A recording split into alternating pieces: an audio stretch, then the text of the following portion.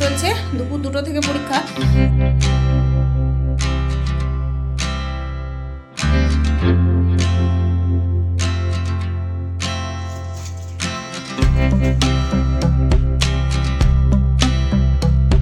Hello everyone, good morning, welcome back to my channel. আশা করছি সকলেই খুব ভালো আছো। বীরভূম জেলার ছোট্ট একটা শহর থেকে আমি সুধা আবারও চলে এসেছি নতুন দিনে নতুন আরও একটা ব্লগ নিয়ে। তো সাথেই থাকো আমার। একেবারে ফার্স্ট মর্নিংয়ের কথা বলছি, একেবারে কিন্তু নিজে একটু ফ্রেশ হয়ে নিয়ে তারপরে চলে এসেছি দেখো খালি পেটে ওষুধ খেয়ে একদম দেখো কিছু খেতে বলতে এটা হচ্ছে মাদার হরলিক্স। আমি সাধারণত এটা বিকাল টাইমে খাওয়ার চেষ্টা করছি, তবে কি জানো তো মাঝে সাঝে না এটাকে একটু সকাল টাইমেও খাচ্ছি, মানে ওই 1-2 দিন থেকে খাচ্ছি আর কি। তো এদিকে কিন্তু একটা কলা নিয়েছি আর এদিকে কিন্তু মাদার হরলিক্সটা নিয়েছি। আসলে প্রত্যেক দিন 2 বেলা চা খাওয়াটাও তো খুব একটা ভালো জিনিস নয়। আর এখন দেখো আমার বড় ছেলে, এখন তো বড় ছেলেই বলতে হচ্ছে, তো আমার ছেলে এদিকে কিন্তু ঘুম থেকে উঠে পড়েছে। তারপর 1 গ্লাস জল দিয়েছিলাম ওকে, ও কিন্তু ব্রাশ করতে এদিকে বাইরের দিকে গেল, মানে ওই যে বাইরের দিকে যে ধাড়িগুলো আছে না, তো সেখানেই একটু দাঁড়িয়ে দাঁড়িয়ে ব্রাশ করে। আর এখন কিন্তু যেহেতু আমাদের বাড়িতে ওই যে বললাম রঙের কারবার চলছে, তো সেই কারণেই কিন্তু বলতে পারো যে খাবার দাবারের বিষয়টা একটু ঠিকঠাকভাবে সকাল থেকে নজর না দিলে না, মিস্ত্রিদের পিছনে বকতে বকতে তারপর হচ্ছে ওদেরকে সময় দিতে দিতে কোথায় কি রং বসবে সেগুলো দেখাতে দেখাতে কিন্তু আর নিজের খিদেটাই মরে যায়।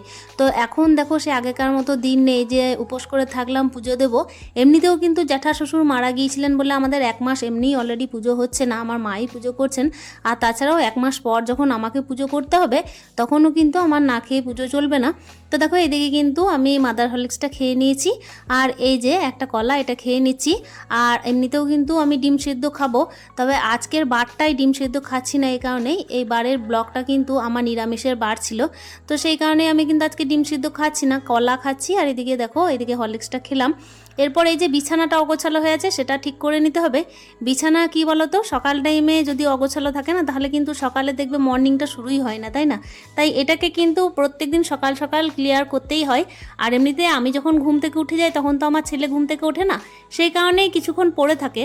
আমার ছেলের কিন্তু অলরেডি পরীক্ষা স্টার্ট হয়ে গেছে, আর কিন্তু কয়েকটা পরীক্ষা এখনও বাকি, তো সেই হিসাবে কিন্তু আমি খুবই ব্যস্ত বলতে পারো। তবে ওই একটা রেস্ট পাওয়া গেছে, কি জানো তো, সকাল থেকে তাড়াহুড়ো হচ্ছে না, মানে দুপুর 2টো থেকে পরীক্ষা, তাই সকালে কিন্তু আমার পড়ানো একটা সুবিধা হচ্ছে।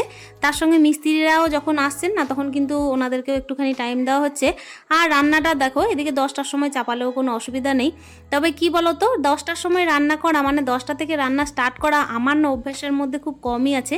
সেই কারণে চেষ্টা করি কি সকাল টাইমে স্নানটা সেরে নিতে, আর যে টাইমে আর কি ছেলেকে একটু চাটা দিলাম কিংবা হচ্ছে ছেলেকে কিছু খেতে দিলাম সেই টাইমে রান্না বান্নাগুলো করে নিতে। আর তারপর তো দেখো আমি যদি ব্যস্ত হয়ে পড়ি তাহলে ছেলেকে আর দেখবেই বা কে, মানে ব্যাপার হচ্ছে কি পরীক্ষা টরীক্ষা বলো পড়াশোনার ব্যাপার বলো এগুলো তো আমাকেই সামলাতে হয়। আর ওর সিলেবাস জানার মতো কিন্তু বাড়িতে আর আদার্স কেউ নেই, তাই সেই কারণে একা ঘরে আমাকে কিন্তু সমস্ত দিক ম্যানেজও করতে হবে। তার সঙ্গে হচ্ছে একটা ছেলে যখন আমার অলরেডি আছে তখন ওর দিকেও খেয়ালটা রাখতে হবে। সব সময় জানো তো একটাই চিন্তা হয় যে আমি যদি ওর প্রতি মানে কোনো রকমের অবহেলা করি তাহলে ওর পড়ার বিষয়টা তো যাবেই যাবে, তার সঙ্গে ব্যাপার হচ্ছে কি টাইমে খাওয়া দাওয়াটাও যাবে। আর একা ঘর যেহেতু আর একমাত্র আমার ওপরেই নির্ভরশীল, যখন মা যখন আসেন তখন একটা আলাদা বিষয়, কিন্তু কি বলতো আমার তো সমস্ত কিছু দেখার দায়িত্ব, সেই হিসেবে কিন্তু ওর বাবা যখন থাকে না তখন চিন্তাটা আরও বেশিই থাকে। সে যাই হোক না কেন, দেখো এইদিকে কিন্তু বিছানাটা আমি সুন্দর করে গুছিয়ে নিয়েছি আর কতগুলো বালিশ নিয়েছি তোমরা দেখতেই পাচ্ছ। বিছানা পরিষ্কার করা হয়ে গেছে, চা খাওয়া হয়ে গেছে, তারপর একটু হরলিক্স খেয়েছিলাম, একটা কলা খেয়েছি। আর এই যে আমার সুপুত্র আমার পিছনে লুকিয়ে আছে, তো ওকেও কিছু খেতে দিই, তারপর কিন্তু আমি স্নানে চলে যাব। স্নানে গিয়ে রান্না বান্না বসাবো, কেন কি ওর পরীক্ষা চলছে, দুপুর 2টো থেকে পরীক্ষা, তো চেষ্টা করব 1-1.5 ঘন্টার মধ্যে রান্না বান্না কমপ্লিট করে নেওয়ার, তারপর ওকে পড়াতেও হবে। তো চলো স্নানটা সেরে ফেলি। আমার ছেলের স্বভাব কিন্তু সকাল টাইমে দুধ হরলিক্স কোনো কিছু খাওয়া নয়, ওর কিন্তু সকাল টাইমে সুগার ফ্রি বিস্কুট আর এদিকে চা লাগবেই লাগবে। তাই ও 4-5টা বিস্কুট নিয়ে চাটা খেয়ে তারপর কিন্তু পড়তে বসেছে, আর আমি এদিকে কিন্তু স্নানটা সেরে ফেলেছি। আর হ্যাঁ, তারপর দেখো রান্না বান্না করতে করতে কিংবা হচ্ছে রান্নার আগে কিছুটা পড়িয়ে রাখি, আর তারপর হচ্ছে রান্না করার পর কিছুটা ধরি, এরকম একটা ব্যাপার। মানে কি বলতো, যেহেতু ওই যে বললাম একটা বাচ্চা অলরেডি আছে, তার সঙ্গে বিষয়টা হচ্ছে ওর প্রতি যে আমাকে উদাসীন হতে হবে খেয়াল রাখবো না সেটা কিন্তু করলে হবে না। আমার দায়িত্ব কিন্তু অনেক অনেক বেশি।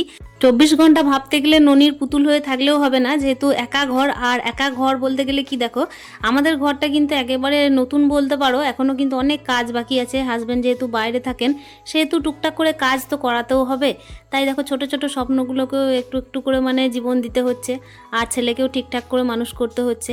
তার উপর হচ্ছে আরও দায়িত্ব বাড়ছে। সেই হিসেবে কি একটা বাচ্চা থাকলে ধরো অলরেডি যে একদম ফুললি রেস্ট পাবো সেটা কিন্তু ভাবলেও চলবে না। তাই ননির পুতুল না হয়ে আমাকে কাজবাজ করতেও হবে ঘরের। তবে হ্যাঁ, এটা বলে রাখছি যে সকাল টাইমে মা কিন্তু ঝাঁটটা দিয়ে পুজোটা দিয়ে চলে যাচ্ছে। রান্না বান্না বলো, ছেলে সামলানো বলো, এগুলো তো আমাকে করতেই হবে। আর ওই যে মাসিকে রেখেছি, মাসি কিন্তু অনেকটাই হেল্পফুল। তো চলো এরপর কিন্তু দেখো রান্নাবান্নার দিকে চলে এসেছি। আর ঘরের স্ট্রেস যদি বলো, মানে এই যে মিস্ত্রির, তারপর হচ্ছে বাইরে বাইরে যেগুলো আর কি সামলানোর, সেইগুলো তো অলরেডি করতেই হবে। হাজব্যান্ড না থাকলে বুঝতেই পারছো সব ঘরের ব্যাপার তো সমান হয় না। যেহেতু আমি একা সংসারে আছি তাই এগুলো কিন্তু হ্যান্ডেল করতেও হবে। আর এদিকে দেখো আমি কিন্তু তরকারিটা বসিয়ে নিচ্ছি, ওদিকে কিন্তু ভাতের হাঁড়িতে ভাতটা আছে। আর আজকে না আমি আবারও পোস্ত করব, জানো তো অসুজের টাইমে না যেরকম পোস্ত করছিলাম, মানে ওই যে টমেটোটা আর আলুটা কিন্তু একসাথে সিদ্ধ করে যেভাবে পোস্তটা করছিলাম না, ওটা কিন্তু আমার খেতে বেশি বেস্ট লাগছিল। মানে টমেটোটা কিন্তু তেলের মধ্যে না কষিয়ে অল্প আর কি ওপর থেকে তেল দিলে না পোস্তটা বেশি টেস্ট হচ্ছে। অসুজের টাইমে তো কোনোভাবেই তেল ছাড়াই করছিলাম, আর এখন কিন্তু ওপর থেকে কাঁচা তেল দিচ্ছি পোস্তর ওপরে, দেখি টেস্টটা কিন্তু দ্বিগুণ বেড়ে গেছে। সে যাই হোক, পোস্তর তরকারিটা কিন্তু অলরেডি হয়ে গেছে। আর আমাদের বীরভূমে না আমরা একটু টমেটো আলু পোস্তটা একটু ঝোলঝোল খাই, আর এইভাবে পোস্ত খেতে কিন্তু আমার হাজব্যান্ড খুবই ভালোবাসেন। উনি জানো তো ব্যান্ডেলে থাকেন, তো তাই বলেন যে ওইখানকার লোকে নাকি টমেটো আলু পোস্ত করতেই জানে না, মানে বীরভূমের মতো টমেটো আলু পোস্ত করতেই জানে না। কেমন জানি গায়ে মাখা মাখা করে দেয়, একদম কাদা কাদা লাগে, খেতে ভালো লাগে না। আর এইভাবে পোস্ত কিন্তু আমরা খাই, তো তাই আমাদের কিন্তু এইটাই অভ্যস্ত। আর হ্যাঁ দেখো, শুধুমাত্র আলু পোস্ত করলে কিন্তু সেটা গায়ে মাখা খেতে ভালো লাগে, কিন্তু এইভাবে যদি টমেটো আলু পোস্ত করি না, সেটাই কিন্তু আমাদের বীরভূমে বলতে পারো ওই এক থালা ভাত চলে যায় নিরামিষের দিনে। আর এটা কিন্তু নিরামিষের দিনে দেখবে আমাদের প্রায় দিনই হয়।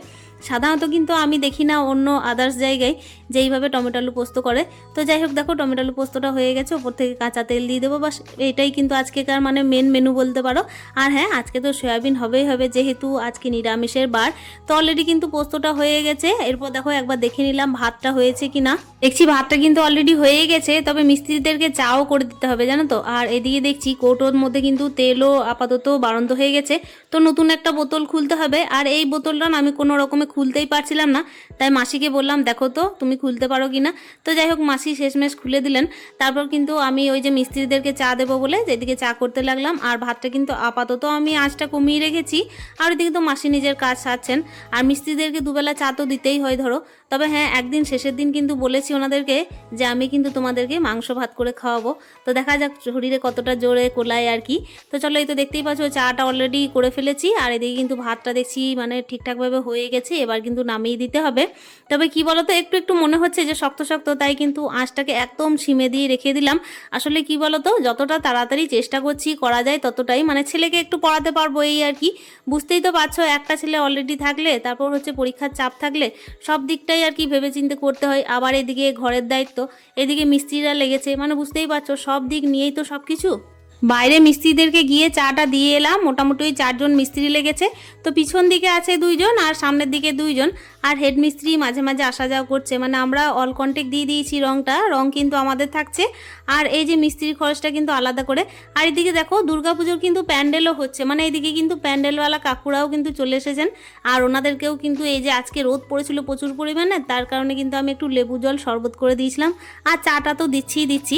তো চলো এই যে তোমাদেরকে এক ঝলক দেখিয়ে দিই যেগুলো কিন্তু ফার্স্ট কোট পড়েছে। যাই হোক, তারপর দেখো আমাকে তো ওইদিকে দাঁড়িয়ে থাকলেও হবে না, মাঝে মাঝে খেয়ালও করতে হচ্ছে কোথায় কি রং হবে। আবার দেখো এদিকে রান্না বান্নাটাও করছি। ওই যে এদিকে কিন্তু সয়াবিন আলু পটলের তরকারিটা চাপিয়েছিলাম, ওটা কিন্তু অলরেডি নামিয়ে দিয়েছি। নিরামিষের বার হলেও মোটামুটি প্রোটিনের কিছু না কিছু রাখার চেষ্টা করছি, যেটা কিনা সয়াবিনের মধ্যে পেয়ে গেলাম আজকে। আর এই যে কোনো না কোনো ডাল কিন্তু খাবারের তালিকায় রাখছি, আজকে কিন্তু অরহর ডাল করেছি। আর আমার ছেলের ধরো কতটুকুই বা ডাল লাগবে, তাই দেখতেই পাচ্ছ অল্প ডাল কিন্তু করেছি। আবারও রাত্রিবেলায় যদি না হয় তাহলে আবার করব, আশা করছি হয়ে যাবে। কেন কি দেখো এদিকে সয়াবিনটাও একটু ঝোলঝোল হয়েছে। তো চলো, রান্নাবান্না অলরেডি কমপ্লিট হয়ে গেছে। তো এই যে রান্নাঘরটাকে একটুখানি টিপটপ করে নিই। আসলে কি বলতো, যখন আর কি ঘরের মধ্যে কাজ চলে না, তখন কিন্তু ঘরটা টিপটপ রাখাটাও একটু মানে বলতে পারো দুঃসাধ্যি। কেন কি মিস্ত্রিরা ঢুকছে বেরোচ্ছে, পায়ের কাদাগুলো কিন্তু গোটা ডাইনিংয়ে লাগছে, মানে এই দিক আর ওই দিক আর কি যাওয়া আসা। আর ঘরের মধ্যেই রঙগুলো রাখা হয়েছে, তাই বুঝতেই পারছো কতটা চাপ। যাই হোক, রান্না হয়ে গেল, ছেলেকে খাইয়ে দেয় স্কুল পাঠিয়ে দেবো। দুর্গা ভালো করে পরীক্ষা দিও।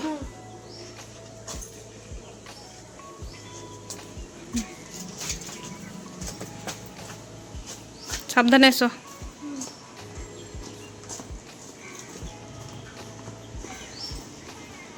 ছেলে তো ওইদিকে খাওয়া দাওয়া করে স্কুলের গাড়িতে বসে গেল। মোটামুটি এখন ঘড়ির কাঁটায় বাজে ওই 1:30। তো এই টাইমে কিন্তু আমিও খাওয়া দাওয়া করে নেব। তো মিস্ত্রিরা কিন্তু এখনো পর্যন্ত যায়নি। তো দেখতেই পাচ্ছ, তোমাদেরকেও আরও এক ঝলক দেখিয়ে দিচ্ছি যে এক কোট পরার পর কিভাবে শুরু হচ্ছে রংটা। যাই হোক না কেন, অনেক অনেক দায়িত্ব নিয়ে আজকের ভিডিওটা এখানেই শেষ করছি। দেখা করছি নেক্সট ব্লগে। ততক্ষণের জন্য স্টে হ্যাপি, হ্যাপি মন, টাটা।